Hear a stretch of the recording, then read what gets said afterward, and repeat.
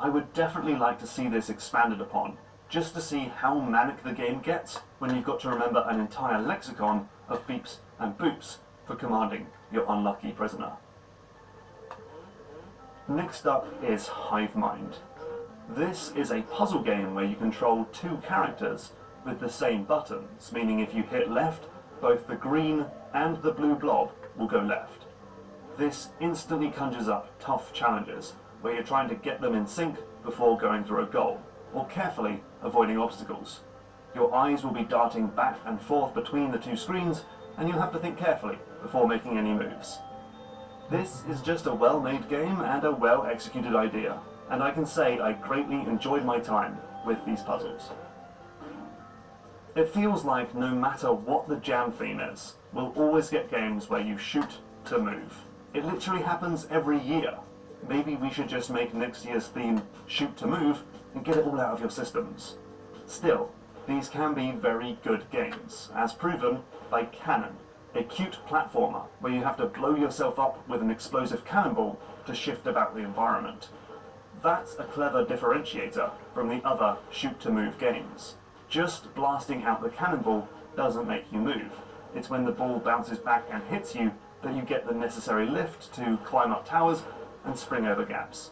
This leads to really tricky moves, like blasting the ball into the ground so it bounces back up and hits you in midair to lift you over a gap.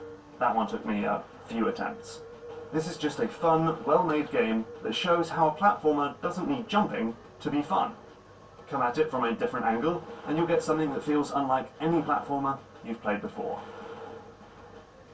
One Action Heroes by Tapehead Games is a really smart bit of work.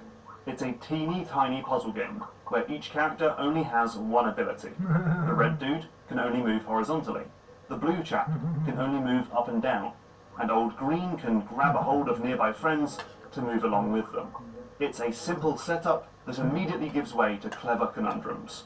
Red might be unable to reach the goal because it's not on his limited plane of movement, but blue can launch himself from underneath and push both heroes into the finish. And grabby green has certainly got his advantages, but must be used wisely, else you also pick up pointless props like boxes. This game is eminently polished and could literally be released on Steam today and no one would know this game was made in a 48-hour period. Make more levels, please. I didn't expect to see an effective horror game made in just 2 days, but here comes Lurking in the Dark, a creepy little number that is dripping in dark, foreboding atmosphere. The game is a step-by-step dungeon crawler where your flickering lamp only illuminates one tile ahead of you, meaning you must creep around to avoid falling into spikes and freaky monsters seemingly come out of nowhere. When you do see a monster, you can use your torch to your advantage. When it's on, the monster runs directly to your location. When it's off, the monster stays still. So it's a good idea to turn the light off, run around some spikes, flick the torch back on, and watch the beast wander into a trap. Only, when the light's off, you can't see the spikes yourself. So as you're first exploring, you're having to create a mental model of the space, so when you're being chased by an angry monster, you can safely dance past all the hidden spikes, and then flick on the lamp and turn the tables on your oppressor. This is a really clever idea, and there's a huge amount of potential here for more light-based puzzles and mechanics. Well done to the creators.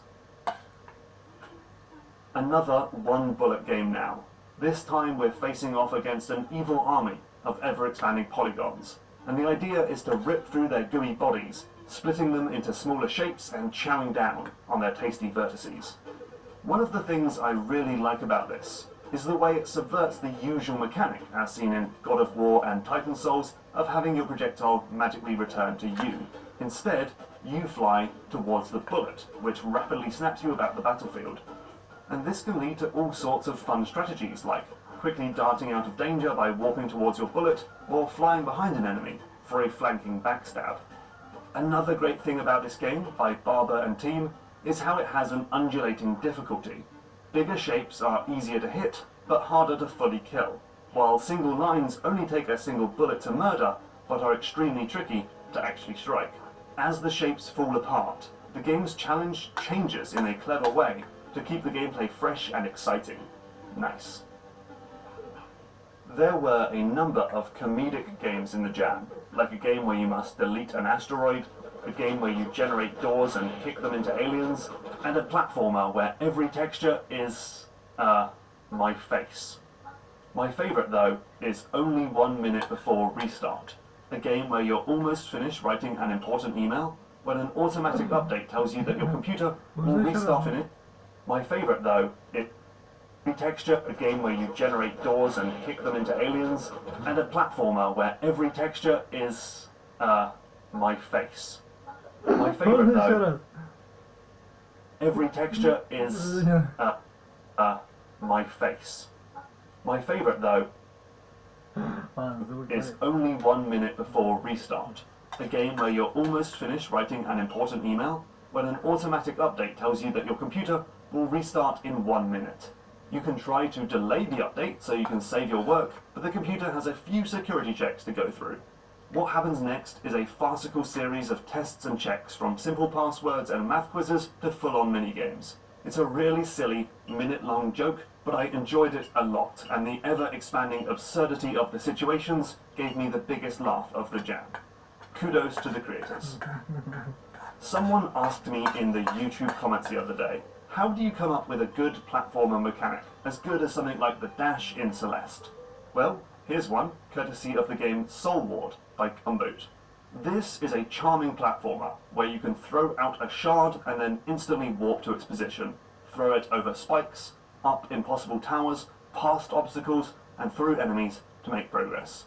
There's also a clever idea that while you're holding your shard, you're invincible, but when the shard is out, you are completely vulnerable. There is something I like about these projectile chucking games that constantly switch the feeling of play between powerfulness and powerlessness in a super dynamic way. Anyway, this game has a few issues where your shard goes off the camera and you have no idea what you're going to warp into, but aside from that, this is a really nice idea for a platformer and could definitely fuel some smart levels, enemy encounters, and puzzles. The first level of Chicken Hike is easy. In this game, you must draw a line to create a walkable platform for a wandering bird. And here's the solution. Bang, done. But then, level 2 is a lot tougher, because we can only use one line per level. Like I said earlier, limitations create great puzzles. There's just so much to like about this game. The way it uses gravity and physics to make you think about momentum, the sketchbook graphics, and an input that's so simple, anyone can pick it up and play. I wish I could have got past this level, ideas in the comments please, but a little more time for playtesting could create a very smooth difficulty curve of clever conundrums to work through. Top marks. Block Steady by Gustav Killman takes a moment to get into. You see, you're on these perilous platforms, and you've got to bonk these enemies to kill them. But this creates a chain reaction of explosions that rip the floor out from beneath your feet. You've got to be in, well, relative safety by the time the last block drops to see the next stage. Ultimately, you need to still be on screen when there's only one block. Happily, the game sports wonderfully tight controls and a zippy, lightning-quick pace, which makes it really fun to leap through enemies, bound up walls, and jump from enemy to enemy. And again, there's a small puzzle element to proceedings, because you can't just jump on foes at random because the floor will start disappearing beneath your feet. You need to think carefully about what path you'll take, which will lead you from enemy to enemy, while also keeping you a bit of security to stand on. Clever stuff. There was a number of games in the jam where you only get one jump per level. My favourite execution of the idea was Happy Accident. Here, you get one Celeste-style dash, which you direct by aiming the mouse, and one jump, powered by the spacebar. Between these two moves, one super analog, the other very digital, you've got to get your GUI hero to the finish line. At first, I thought the paint streaks were just a nifty aesthetic choice, but no, they're a handy indicator of where your last shot went, giving you the tools you need to make slightly different trajectories. Again, there's a real puzzle aspect to proceedings, which causes you to pause before every shot.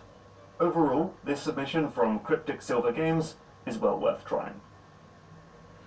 And finally, I really enjoyed the puzzle game Buddy System by Prodigal Son Games. It's about a pair of robots who share the same power cell. Whichever one has the battery can move around and then throw the power cell at its buddy. who then catches it, switches on, and takes control. The two robots must stand on their respective platforms to finish the level.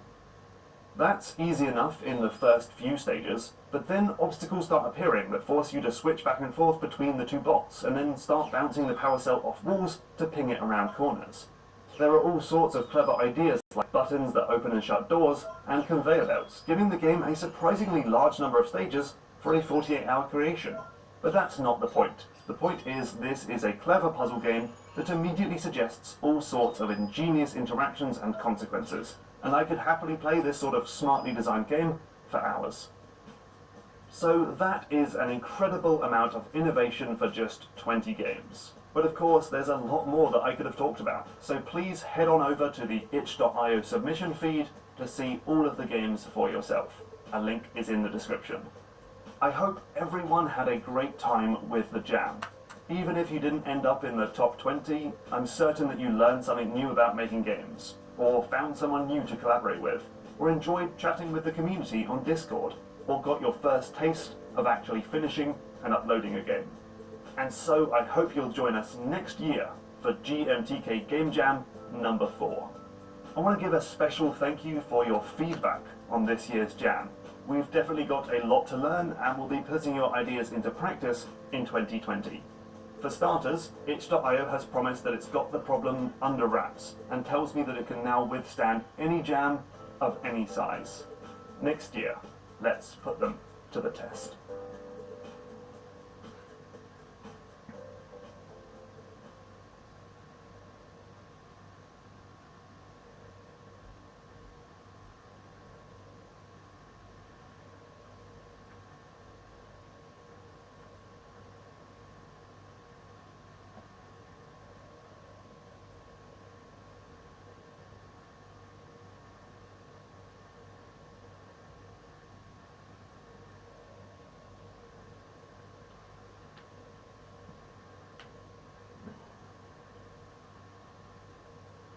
Нет, это хай-хай.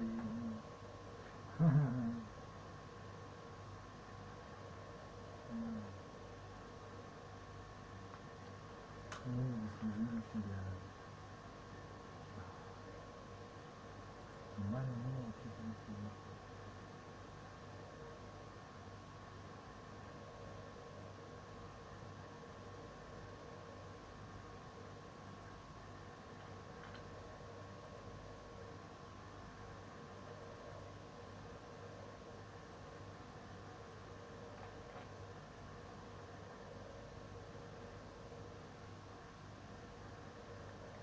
вот из Женера Мартина.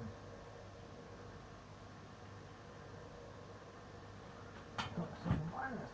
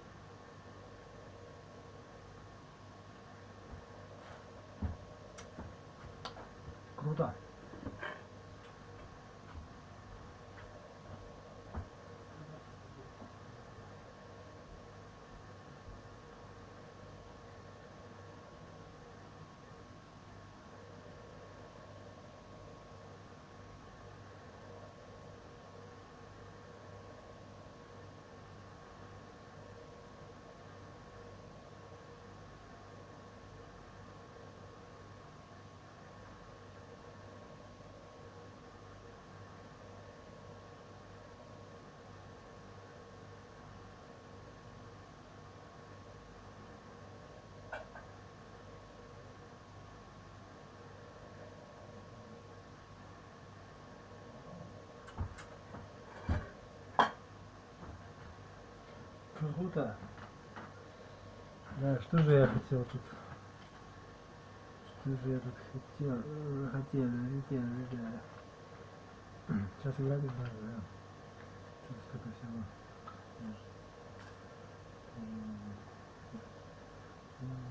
Ну вот, нет, да.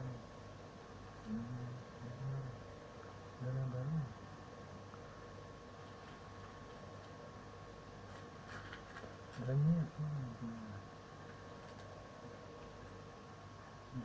Он о себе рассказывает мне, о себе рассказывает сказку. Давай я перевел.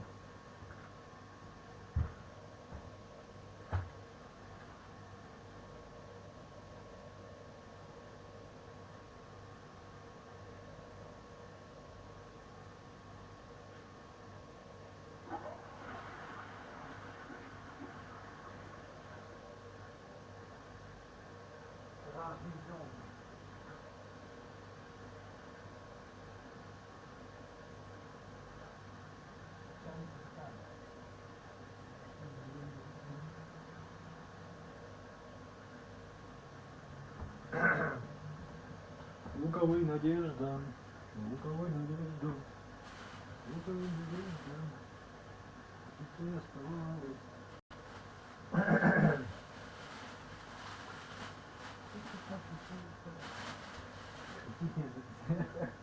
Нет. Так. Надо играть. Дорогой товарищ, надо играть. Не играйте на нервах, друзья. Ой, так это 11 уже. Нифига себе. Ладно, нет, надо снять это сюда, да.